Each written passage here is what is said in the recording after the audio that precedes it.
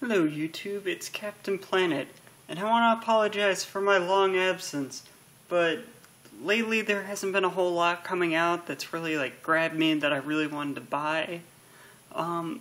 March, or the end of March, there's going to be a few things coming out that I'm probably going to be picking up. I'm actually doing a little bit more reviews, more like Transformers and some other stuff. I'm going to be expanding past just doing D-Arts and SH Figuarts. And that actually starts today with something that I found at a Toys R Us. It is the Mighty Morphin Power Rangers Legacy Megazord. Yeah, so this is actually a semi-re-release, I guess you could say, of the 2010 Megazord. There's a few significant changes to this, and I actually do have the 2010 one, and I'm going to be comparing it. Well, let's take a look at the box first. Okay, so we got, look at that. We got, sorry for the shaky cam, but this is the only way to get all this into photos. Also, no light box, because this box is too big. So we got metallic paint and die-cast parts, and then we have a nice little language. Mighty Morphin Power Rangers, Saban's Power Rangers 20th Anniversary 15 plus. Even though this toy is really meant for 6-year-olds, but okay, this one is 15 plus. The 2010 one, 6 years old, whatever, same toy. And we got Legacy. It's actually in shiny gold. And then you got Megazord, and then you got the Megazord, and then you got the 5 Zords, and you got all these little warnings. Also, the box is actually done in the retro style of green. Turning it to the side, we got Secret of the Power Zords. Let me zoom in on that, or focus in on that so that you guys can read that for a minute. And you can pause the video after that. We got it in 3 different languages. And then we have Megazord stats. Look at that. Look at that. His power is 50,000 megavolts. Titanium power sword. Laser emitting eyes. Mammoth shield. Power punch missiles. Thunder cannons. And pterodactyl chest plate. Did not know that that was a weapon. And then you get tri-language. Back of the box, just a lot of stuff about it. You got some more stuff about it being metallic paint. We get 5 Megazords can morph together to become the Mighty Megazord. It's more combined, not morph. And then you got Tyrannosaurus Dinozord, Pterodactyl Dinozord, Mastodon Dinozord, which makes no sense, and Saber-Tooth Tiger Dinozord also makes no sense, because neither one are dinosaurs, and Triceratops Dinozord, and very confusing, Dinozords, Power Zords, Dinozords, Power Zords. Makes absolutely no sense. Consistency is just not there. Going over here, Megazord can morph into attack tank mode. I actually won't be showing this off, just because I think this mode is cheesy, and it looks strange with the pterodactyl attached to the top. I just don't like it. So I'm just not even going to bother with it, and it's really just kind of an afterthought thing, even though it showed up in the show. And then you get the story of Mighty Morphin Power Rangers. And if you're watching this, I assume that you know what the story is, so whatever. And then look for the armored Mighty Morphin Red Ranger. Tri-language, that thing. And that's an advertisement. Woo! Normally I don't spend this much time on the box, and then here's the back and it shows the content. I'm actually just going to show the box content. Goodbye, box. Goodbye. I'm going to show you first, what comes in the box besides just the Zords? You get an instruction manual. It instructs you on stickers and stuff. It's actually not even that big. It all really fits on one page. Yep. Cool. Whatever. Hold on. You get a research card. Thanks for purchasing this. Tell us if this was worth us making. Cool. And then, last but not least, we got shiny stickers. They are shiny. I did not sticker up this Megazord, nor do I plan on it, because stickers wear off and it's very sad, so I'd rather just keep them pristine on the sheets. So let's take a look at all the individual Zords first. And let's start with the lamest, the pterodactyl. And let me adjust the light here for a minute. There we go. Makes it a little bit more, I guess, nicer. Suppose we got some nice shadows. I like it more. Okay, so here's the pterodactyl. It's the lame one. You can put it like this, and it's in flight mode. What you really want to know is the comparison between this and this. And that's one similarity, or not really. Oh my gosh. Okay, I'm going to point out one of the biggest problems with this. This head is metal. Like, this is the die-cast part. And it's really, wow, these things have a really difficult time standing up. I mean, because they don't have real feet. The stickers are the same, except right here, these also get stickers, these little triangles. The stickers are obviously going to be shinier. This comes pre-applied. Oh, and you know what? All these things are going off, and I'm just going to hold on to it. They're pretty much the same. They just got... I'm just going to take these ones off too. This one has a die-cast head. This one does not. Shiny stickers. That is the difference, and 2 extra stickers for the little triangles. Not much to talk about there. And then we're going to move on to the Triceratopses. These get the exact same stickers. There is no added ones. As you can see, I did not expertly apply these. And this is why I don't apply stickers. It's already like coming off. It's very sad. I'm going to have to buy repro labels for this. For this, I'm confused on what they made die-cast. So you saw they're fairly the same. Here's this one. Here's this one. Okay, so let's talk about the die-cast content in him. I thought that the horns would be die-cast. Like, that seems really obvious to me. Sorry, I'm getting the pterodactyl feet out of the way. It's so obvious that this should have been die-cast. No, they made the tail die-cast. Which, like, I don't mind. It's just strange because you got this. Plus, this has, like, a friction joint, and I worry that... Yeah, I guess the die-cast isn't actually a part of frictioning this in, so never mind, it's fine. I just wish that the horns were die-cast. And then we're going to move on to saber-toothed tigers. Once again, all the stickers are the same. None are applied. And all the stickers that are on the Legacy are shiny. This one has better eyes. It just has better, like, hold on. See how it has red eyes? And this one just has kind of black eyes. And yet again, I'm confused about the die-cast content in this. Because I would have thought these would be die-cast. They're just metallic paint. And the tail is the die-cast part. I don't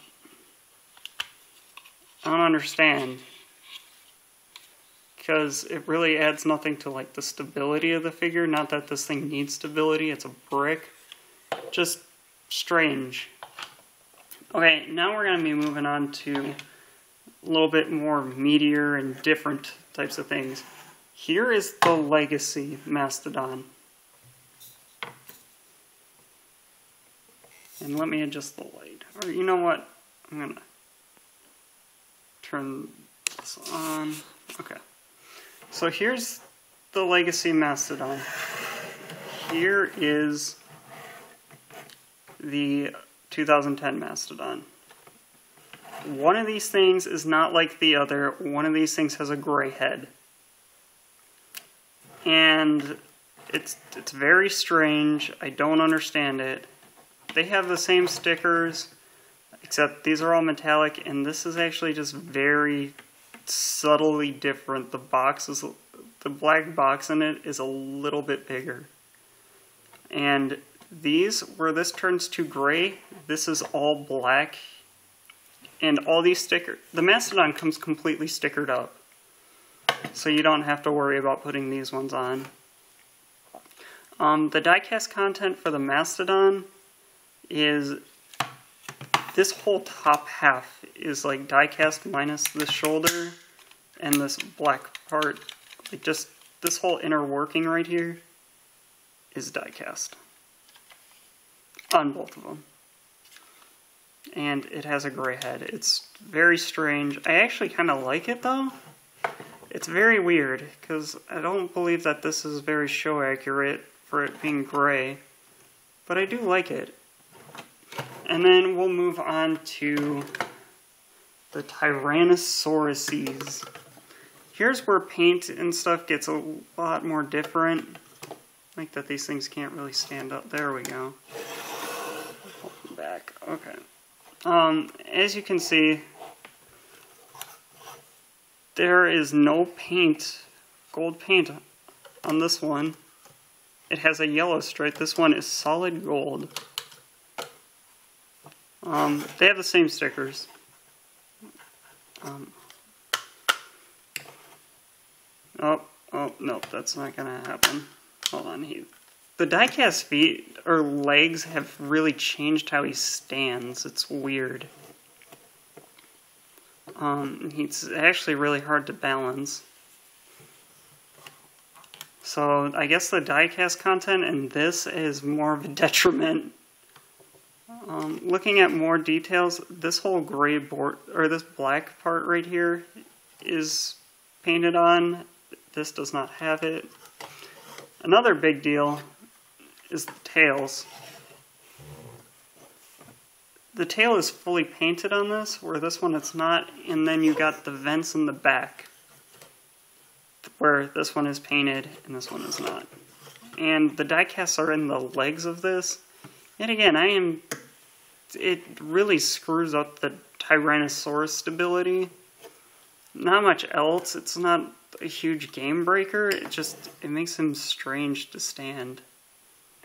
And I question how long the friction or the tightness of these ankles is going to be over time. If he's going to just slowly sit back and fall on his tail or face plant. But enough about that. Oh, and one more thing. You got this is all red, or this is not red. These are stickers. There are stickers for this. I just not going to put them on, like I already said. And then you also have the red band right here. So I'm going to take a minute and transform both of these guys, and then we'll do the Megazord review. Oh, and one more thing before I actually do that. More painted detail, but that's more for the Megazord, so I'll save all that for then. So just hold on 1 minute and we'll get this review on the road.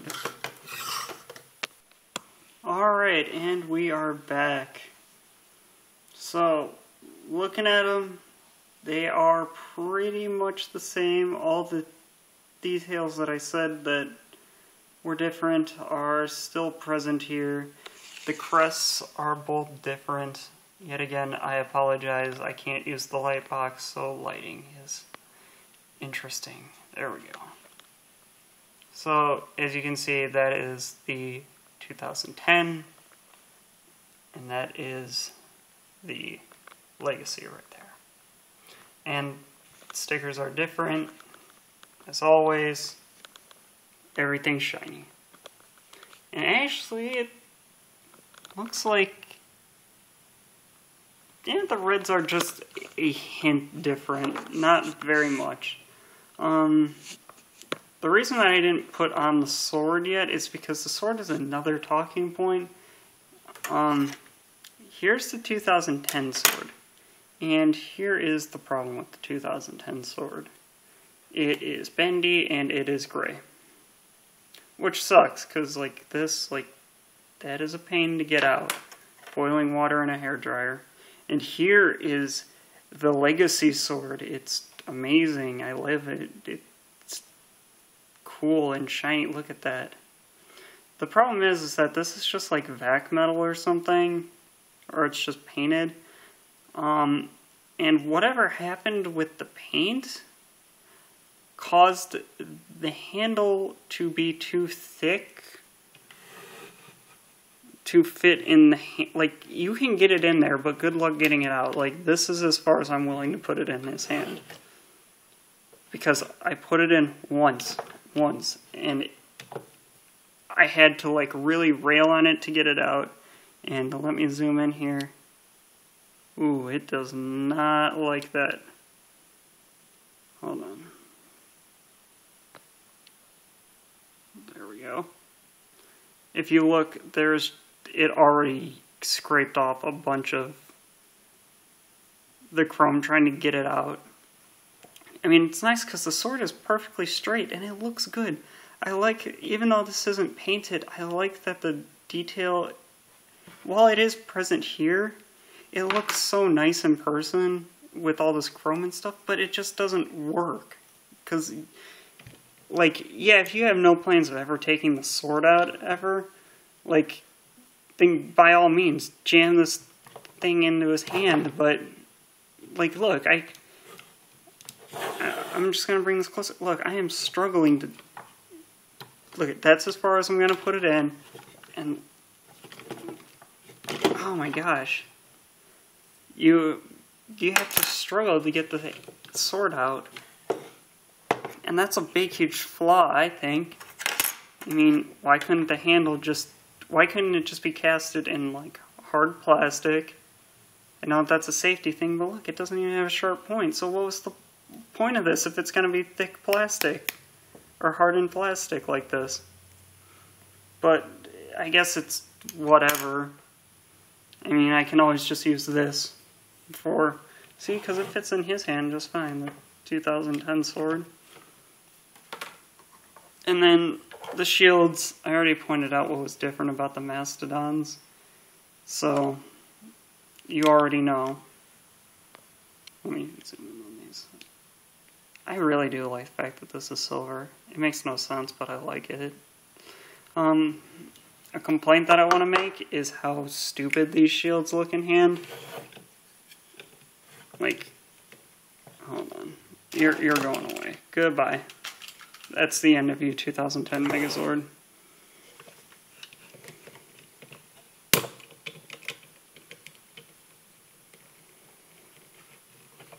Like, this just looks dumb. Like, that's the only way to get the shield to look like halfway decent, and his hand's got to be jerked like 90 degrees. And then I guess the Megazord doesn't like the shield anyways. Let's talk posability on this. This guy is strange. Like, really strange. Let me angle up here. I apologize again, this thing is really tall and I don't really have the space to properly light this. Let me see if that fixes anything. Nope. Nope. Nope. And that's good enough. We'll deal with that. We'll... Don't hate me, guys.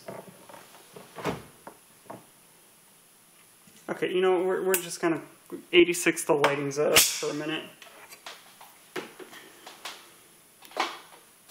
And edited out. Okay, let's talk about this guy's crazy jank hands. I'm turning on this light. Okay, so here's my problem with the diecast being here and here. That is straight up metal against plastic. Like, even if the ratchets, do you hear that? That is some solid ratchet joints. Yeah, yeah, here it's not gonna happen. Even if that is plastic on plastic, it doesn't matter, because just over time, this diecast is gonna overtake that. Because it takes up a significant portion of that hand. Also, I can't say much for the stability of this, with all the diecast being located up here and up, like right here, and not really that much in the legs. I question the use of diecast on this thing. It's not used, how do I put this, responsibly. They just kind of put it on every single Megazord and didn't really think of the consequences. But man, those joints are tight. Also, I wonder if these will ever get... Hold on. No, those are on plastic ratchet joints. I question putting them in the arm area just due to gravity eventually winning over the ratchet joints. So, yeah, let me put some stuff on this guy, and I'll pull the camera up to his face. That way you guys can make your own decisions about this. Not doing final thoughts the way that I normally do with the photo gallery. I just don't even really... There's not much to this guy, so I don't feel like I need to pose him up and really do all that. I mean, if you guys would like a comparison shot montage video, I have no problem making one.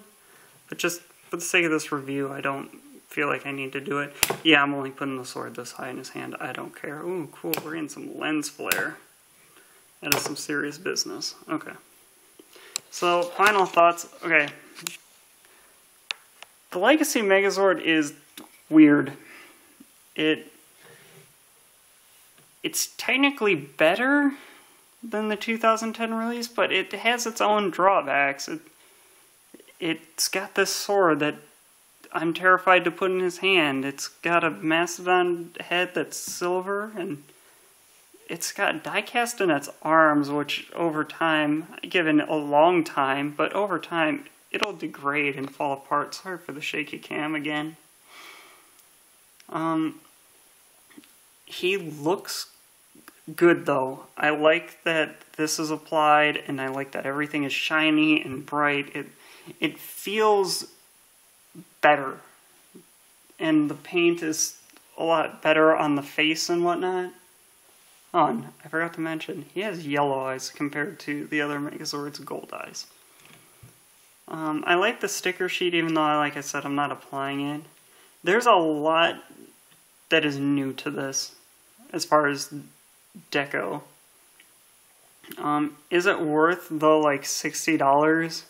That really is up to you. If you have a 2010 Megazord, you have some really tough choices to make. Because this is the same Megazord with diecast and just new stickers. That's all it is. And a sword that he can't hold. If you don't have a Megazord, I think it's totally worth picking up. Even with all these drawbacks, if you have no plans on reselling it, go ahead. Jam that sword into the hand, just kind of pull it in and out. Insert joke. Until you scrape off all the crappy paint or vac... No, that's not vac metal, that's just paint. Just do that, and then the sword will fit just fine. I also do like the kind of collector-orientated stuff that Bandai of America is doing right now. I actually do have a Legacy Morphin. I'm really pleased with the way that that turned out. I'm probably going to do a review on that, but we're not talking about that. Should you get this? At $60, it's a tough sell if you already have a vintage Megazord or the 2010 Megazord. I mean, if you want it, go ahead and get it, but I don't feel like you need it if you're, especially if you have a vintage Megazord. Why are you buying that? You got gold right there, unless it's a beat-up junker. But is it worth $60? Yes. I can definitely say that. It's definitely worth $60. Is it? And then after that, it's really up to you whether or not you need it in your collection. And if you're like me, you already have 2 of these now.